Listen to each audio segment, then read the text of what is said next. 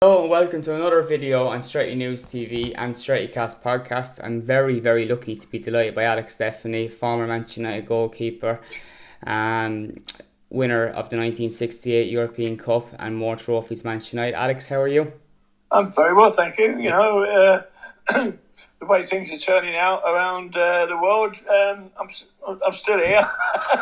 How are you getting on day by day? Are you keeping active? Are you trying to get out in the garden? Yeah, I think it's something you got to do. I mean, we've been locked down basically 5 weeks now. Yeah. I think you've got to sort things out. We go for a walk every day. I go walking down and get a paper. You get used to doing these things, and obviously different to everyday life as it was before. But it's one of these things that you've got to do. That's right. So many people have lost their lives, and obviously you don't be one of them yourself. No, exactly, and you have to stay active. But before we get into your time at Manchester United, Yeah. I want to ask about your youth days and how you got into football and how you became a goalkeeper. Well, it was basically obviously at junior school. I played obviously for the school team, and then directly I got into secondary school. I was playing as a goalkeeper anyway. It was like in those days. It was when you went when you went on the common, you put two coats down, and I like to enjoy going in goal. And Jumpers for goalposts. that's right, and that's how it all began. And I made my way. We done well. I was in South London actually, a little place called Sutton and Carshalton was our district team, and there was only 8 schools in it. But we had a good team. We got to the quarterfinals of the English School Shields it was then, and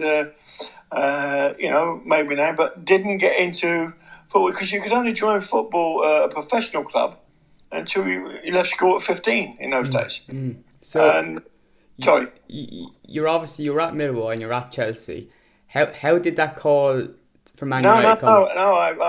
I was working. I worked for a living. I was a paint sprayer, and I went to Phillips at Croydon. A television company, but I was playing amateur football for Tooting and Mitcham. I had a trial for Fulham. When I was 16, I think it was, and the manager was a guy called Bedford Jezard.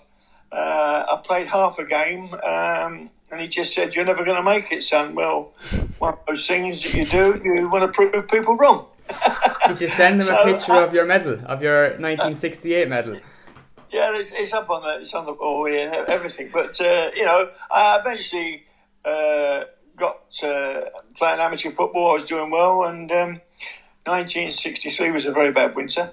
The game closed down for 2 months actually, and I was playing amateur for Tooting and Mitcham. And Millwall wanted someone to play in their reserve, so I played in their reserve team for about 8 games, and then the manager asked me to turn pro. So I thought, well, why not? I was 20. I thought, well, let's have a go at it. And ironically, it might sound a bit funny, really. The manager in those days, it was very tight. They couldn't pay money or things like that because the football league was very strict. But he gave me an envelope, and it had £51 notes in it, and an FA Cup final ticket. And actually, it was Manchester United against Leicester. So I went to Wembley for the first time to watch an FA Cup final, and 3 years later, I joined United. How did that come about? How did the move to Manchester Well, come about? I done well at Millwall. I had 3 good years there, basically, and won some 323 caps in 65, 66 with Alf Ramsey, which was not bad for a 3rd division player. I wanted 1st division football. I nearly went to West Ham. That fell through because I don't think Millwall and West Ham got on. So Tommy Dock come in for me, and he'd fallen out with Peter Panetti, who sadly passed away last week. And I signed for Chelsea, but it didn't materialise. I had 1 game for him because Peter got injured. It was the beginning of the 66, 67 season. Matt Busby coming for me. Well, there we go. He paid a world record fee for me for 55,000. I never looked back for 12 years, really. Was there a conversation with Matt beforehand? Did Matt convince you? No. No. No, I knew nothing about it because I played against Southampton for Chelsea on the Saturday. On the Monday morning, I went into training at Chelsea, and the trainer said the boss wants to see you back at Stamford Bridge, and I went back. Tommy Doc took me to a hotel in London. I said, "What am I doing here?" He said, "You'll soon find out." And then Matt Busby and Jimmy Murphy walked through the door. So that was it. And you went up to Manchester joining a great bunch of lads. You know, like that was totally different, I guess. George Best, Dennis Law. Yeah, because back in those days, you know, I basically played all my career in 3 years as a professional in lower divisions. I'd never met any United players, even though I'd played 323 games. You know, there was no United players in that squad, so I didn't know anybody. But I just couldn't believe, you know, the day I turned up and went training. Matt came along with me, introduced me to everyone, and you know, like everything else, you know, I was made so welcome. It was just, you know, I knew I was in a family. Yeah, and you're obviously replacing the great Harry Gregg as well. Well, it was Harry Gregg. There was even Pat Dunn, who won the championship in '65, and David Gasper, who played in that '63 Cup final. There was 3 other goalkeepers there. Obviously, Matt put me in, and my first game after signing was City at home, and we won that 1-0. And I think I was sort of regular right through. You know, well, I played 539 games. I think I played for United. Amazing. How different when you look at goalkeepers today and the fine pitches and the lighter footballs. How would you describe the difference between playing then and watching now? The difference basically is if you look at it, you can look at it from whatever part you want to be in any stadium around the country. Have a look at the pitch. Mm-hmm. I mean, most pitches were excellent first game of the season, and then it was just like, you know, they got torn up and everything, and because they're not like that today. But players, you know, goalkeepers have a different attitude today. We weren't looked after. We had to look after ourselves. I think the game's changed so much that, I mean, the game's quicker, let's be honest. I mean, you know, there's no two ways about that. The ball's different. But then again, I say, well, okay, you know, for goalkeepers, I don't see many doing what we had to do to stay in the team by catching the ball. There was a lot of punching now, and doesn't seem to be the same sort of contact we had. We had to do it. Otherwise, if you didn't do it, you wouldn't be playing. Jumping into that season in which we won the European Cup, in the lead up to that, in the build up and the games against Madrid and so on, was there ever any talk about the Munich anniversary or anything like that? Never. No. I think that was the main thing. Even on my way up to Manchester, excuse me, I wondered whether any of them spoke about Munich. Yeah. And they didn't. And I knew straight away. There was no question about it. I mean, of course, don't forget, there was, I mean, like you said, Harry Green was here. I mean, sadly, Harry passed this year. And the fact about what he did was just unbelievable in Munich. I mean, it's something that was instinctive of him. And that was the kind of guy he was. And that's what you probably thought, well, he would be the one to do that sort of thing. But no, I mean, there was Bobby in the team, obviously, and Bill Fawkes, and players have been there like Nobby and Shea Brennan as young kids when it happened. Never mentioned it. It was never mentioned. And I found that, you know, I couldn't say anything, you know, I not even to players that I roomed with, you know, who hadn't been around at that time at the club. You just didn't do it. But the fact is, when we won it, when that final whistle went after extra time, when we won 4-1,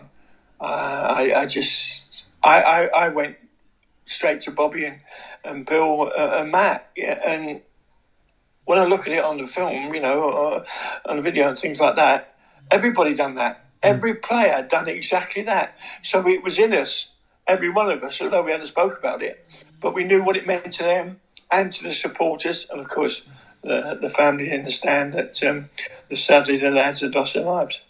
Yeah, no, absolutely. And in that season too, the one moment when I look back at the clips is the game against Madrid. And going through, and you can see the commentator says something. I don't know if Matt Busby has fainted, but he's on the pitch lying down. He didn't know what to do. But I think the whole thing was the build up. You mentioned there was no talk about Munich, but obviously it was in the back of people's minds. But he really wanted the European Cup, obviously, and that year and the way in which it was done. Incredible. Well, it was incredible. You know, when you think about, like you mentioned earlier, about how the game's changed. You know, from today's to then. I mean, the first round we played a team from Malta. I mean, okay, we won a home game 4-0, I think it was in the first round, and we went to Malta and we played on a concrete pitch just covered with light sand.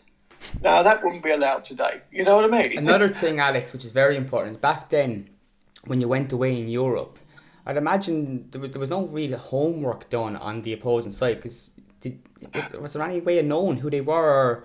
Well, yeah, I mean, mainly, Jimmy Murphy was obviously Matt's assistant manager, but I think Jimmy mainly he was the one that whoever we played in Europe, he would go and have a look at the team that we were playing anyway, you know, and see what he could come back with, because you know it was. I mean, we went to Sarajevo now because of the air crash in '58. And that was a charter flight. Matt Busby, well, the club said we're not going to charter any more flights, and we had to fly. I mean, there was no direct flight to Sarajevo in Yugoslavia as it was then. We had to fly to Dubrovnik, BEA, and where it was, and then an 8-hour coach journey from Dubrovnik through the mountains to Sarajevo, play the game, and 8 hours journey back and play again on Saturday. That's because don't forget every game was on a Wednesday night in those days. So that's how it was. And then because we went to Gornik, I mean, we won 2-0 at home, and then it was 105,000 in the Slavski Stadium in Krakow and Katowice, and it was 16 below. There was 6 inches of snow on the pitch, and you have to go out and play, you know. And I remember lining up in that tunnel because that's the only time you sort of walk out with the same, team side by side in the European game. And because we had nylon shirts, if you want to call them, shirts and shorts, and they had polar neck sweaters. They were ready for it. But anyway, we got through that, and because the next game was the semi-final against Real Madrid. And it was worth it every step of the way. How did it feel being the first English team to win the European Cup? You might I know I'm not bringing best into it, but you must have all felt like a big group of the Beatles. Yeah, it was a bit surreal. Really. I think going back to the final, we knew we had a job to do. Because you've got to remember that United, and I wasn't there then the year before I joined. United played Benfica, and I think they beat them 5-1 in Portugal. Bestie was unbelievable, and you come up against them again. But we knew what Matt was very, very sort of. Every game you play, he wouldn't sort of give a team talk about how we play. He would basically, as a manager, go round in the dressing room and discuss things with you, in the build up to the game, and that was the way he worked. And so I suppose really the way he sort of, we knew he wanted it, but we didn't. Because it was all because of Munich, but like I said before, we didn't talk about it. Yeah. And I think it was a big weight off everyone's shoulders. But in a very glad way, that we'd done it for him, Bobby, and obviously Bill, and the supporters, like I said, and the family. But it meant somewhere along the line, we've done it. Let's go on now and let's see what else we can do. In that final, you make a terrific save to stop a Eusebio shot. Yeah. When you look back at and he actually gave you a gesture after that too, which was remarkable. But when you look back at that save, is that your favourite save of your career, or is another one that comes out? No, I think when you play something like 800 games in your career, I mean, there's been saves. There's been a goalkeeper. There's been saves that you just can't play. But you're trained to do that. Yeah. It's in the moment.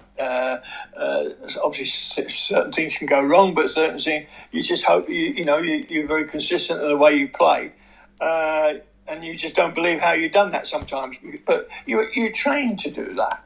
But that, in that respect, I mean, what happened in that moment, I mean, it was about 4 minutes ago and it's 1-1. And when the ball was played through, the Wembley turf in those days was very lush. Because we never played on pitches like Wembley. Yeah. And to my surprise, I thought it was like a 50-50 ball and I sort of come off my line. But the ball slowed up in the turf more than anything, and I thought I was going to be in a bit of no man's land, so I went back and stood up. But in that split second, I'd seen so much of Eusebio, especially in the World Cup in '66, when he was playing for Portugal, how he wanted to burst the back of the net. Yeah. So I thought he's got to smash it, and he did. Was he the best striker you played against? Well, I mean, I only played against him once, in a competitive game.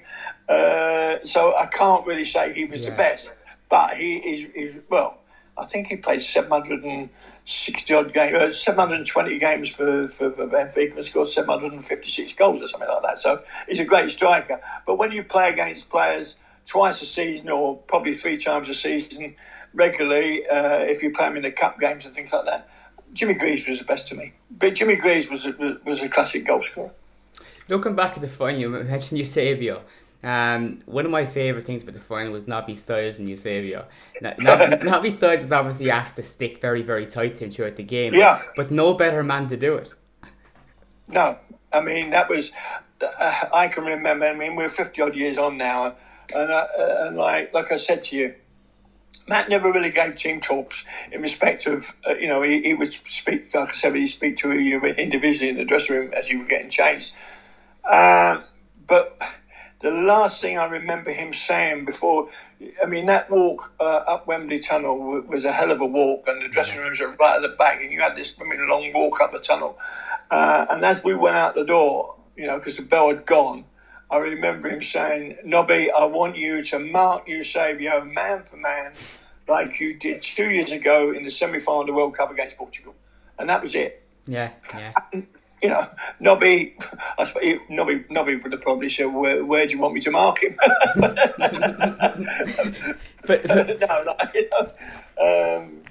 No, he was fantastic. No, he was. Everyone had a job to do in the team, and Nobby and Paddy were our hard men. Really. Looking at the team, and there's a lot of Irish players there. There's Georgie Best, Shea Brennan. Shea Brennan actually, in fact, didn't live too far away from me. And actually, when he retired, he came home to Ireland. And in Waterford. Which is about 40 minutes away. But he came to my town, Clonmel. I think he was he was player manager at Clonmel Town FC, which is my local team. Right. And his wife is still living in Waterford, so that's something that I'd like to chase up. But what were the likes of Brendan and Best like in the dressing room? Did you deal much with them away from the pitch, or was it always kind of football business? No, I think we all had things changed so much now. I mean, Shea was a guy that he liked to pint, he liked to senior service, you know what I mean? He's from the same water as me then. Yeah, I mean, he was a character, but a very quiet character, if you know what I mean. One of these guys that just go on and let everything, sort of typical Irish, to be honest, let everything go on around him, and but would come in with subtle remarks, if you know what I mean. Quick wit. I think the main thing, the funniest thing about Shea was in the final, because what happened was You see, he only got into the team. He played in the semi-final in Madrid because I think Matt had left Franny Burns out, and Shea got in, and of course he played in the final. He made a small mistake against Madrid, didn't he? For one of the goals, the ball came from underneath his foot. Yeah. But listen, we all make mistakes. Yeah, Don't get me wrong, you know. But it's the team spirit that carries you through sometimes, and managers, especially like the boss who was Samat, would pick up on that. Wouldn't worry him because he knew everything was right. If you know what I mean. Yeah, we all make mistakes. Exactly. But what he did was, if you go into extra time, when we went into extra time, after about 2 or 3 minutes, we got a throw in on our left. And Johnny Aston, who was man of the match, Johnny Aston was having a fantastic game as left winger. He threw the ball back to Tony Dunn, right? Now, you've gone through this unbelievable 90 minutes, and it was 100 degrees or 90 odd degrees in the stadium, and you're exhausted. Well, I wasn't, but, you know, because they've been running around, like, basically. And he threw the ball back to Tony Dunn, and actually Tony could have took it on. He could have passed it to Bobby Charlton in the midfield, but he didn't really want it, and he passed it back to me, you see. Now, in those days, I could pick the ball up. Yeah. You know, so I picked the ball up, and I didn't want to just kick it. I just wanted to keep possession, because I looked to my right, and there was Shea Brennan on the other side of my box, and he was on his own, so I threw him the ball. And when he got it, he didn't want it. He could have gone forward. He passed it back to me, you see. So I can only do now is kick the ball forward. So I kicked the ball forward down the middle of the pitch. And Brian Kidd got a flick on, and George was still full of running. Got the ball, and he went, I think he nutmegged Kaluna, and then went around the goalkeeper, and we scored. So, anyway, we won the game, and you do your lap of honour, and you get in the... Can you imagine what it was like in that dressing room, you know? Crazy. The champagne, the trophy, and everyone's shouting and laughing, and of course, when that happens, you get a lull. You always get a lull, just for 5 or 10 seconds. And Shea Brennan stood up on a chair, and he had a senior service and a glass of champagne, and he said, "Right, lads, just remember that I started to move for our second goal when I passed the ball back to Alex." But that's a classic statement. That's brilliant. I can't imagine players of today, you know, saying things like that. Brilliant. Another topic. Moving on.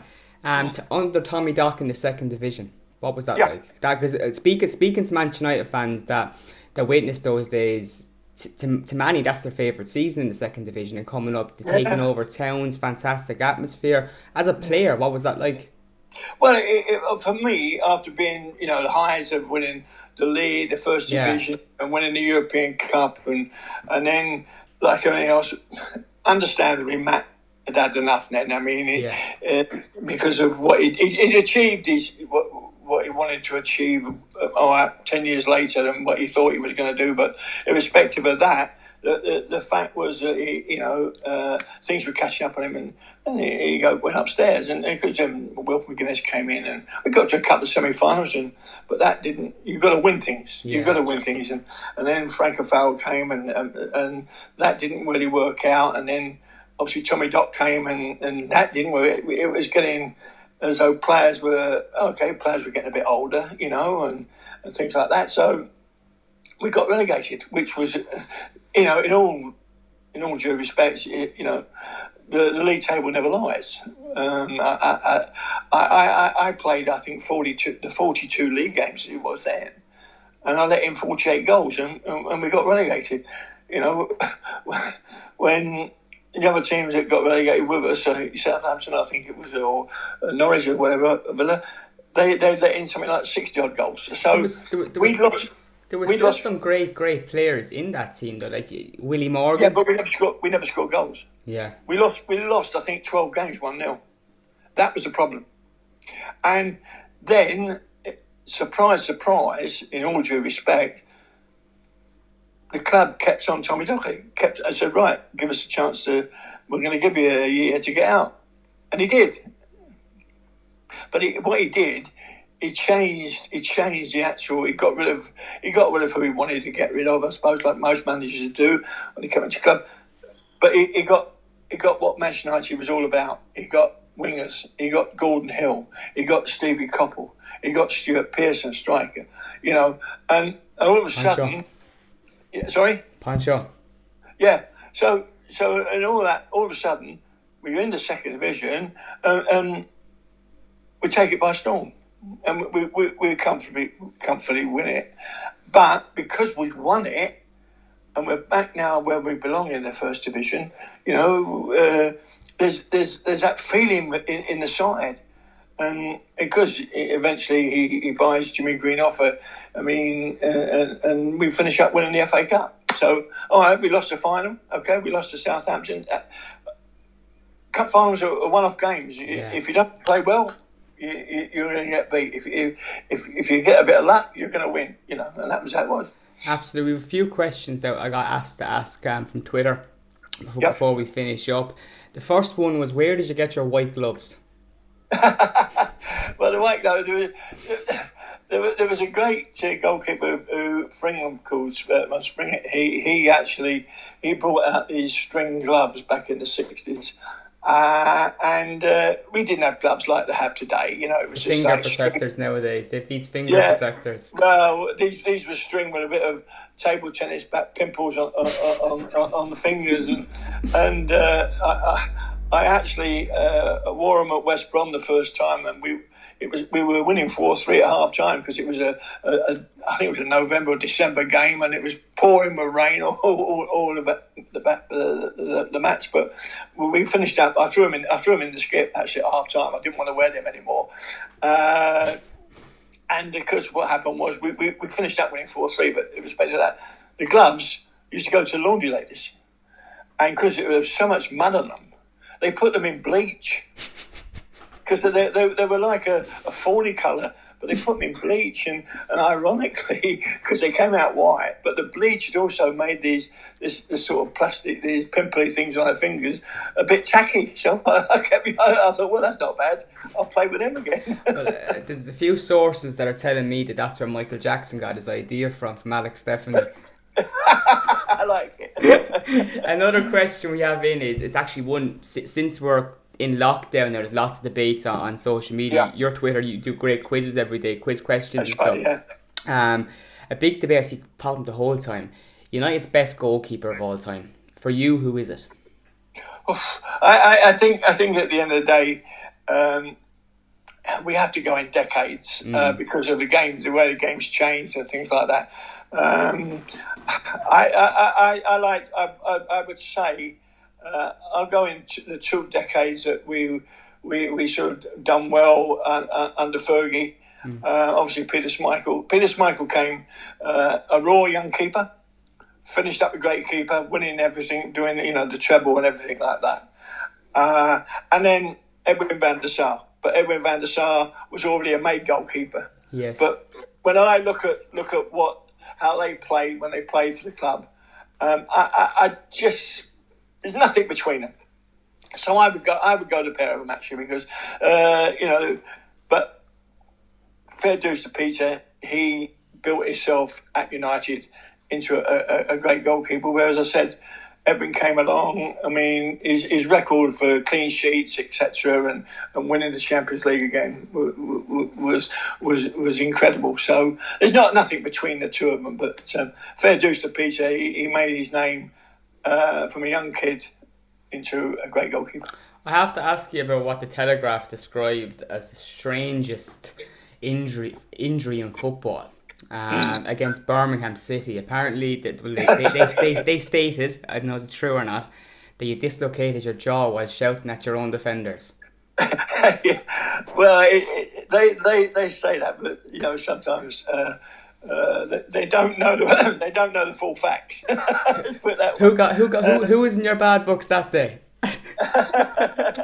No, what happened was I think the first minute of the game, it was a night game at Birmingham, and because they got a free kick, and it was one of these from about 30 yards out, and the ball was played high into what was a 6-yard box. And as a keeper, you've got to go. You've got to go, and certain players you're playing against. But if you're going to go, well, I'm going to try and I wanted to catch the ball, obviously, but I could get done as well. Yeah, but you have to do it. That was Yeah. how we. That's the difference between today's game and our game. And because I went to catch the ball, which I did, and a guy called Bob Hatton was their centre forward, and he tried to head the ball.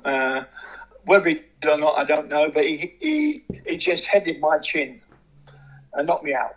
okay, Right. so it wasn't caused by shouting then.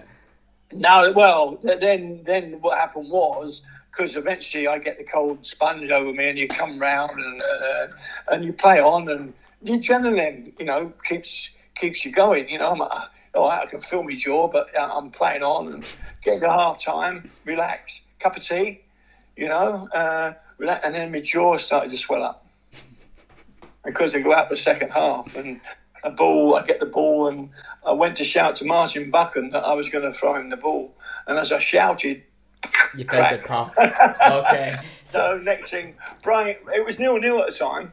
Brian Greenough went in goal. I think Jimmy Nichol came on a sub, and I was carted off to Birmingham General, but the fact was that we won 2-0. So Brian Greenough was a better goalkeeper than me. That's brilliant, Alex. Alex, thanks so much for coming on Straight News My today. pleasure, Dave. I really appreciate it, and I hope you and your family are all keeping well in these And same difficult to you. times. Yeah, thanks so much. And look, I'm sure we'll speak again some other time, but maybe when I'm able to go over to a game again, when it's lockdown, it's finished, we might have a beer or so. But look, stay safe, and we'll speak again soon. Thank you. God bless you all. Thank you. Thank you. Bye-bye.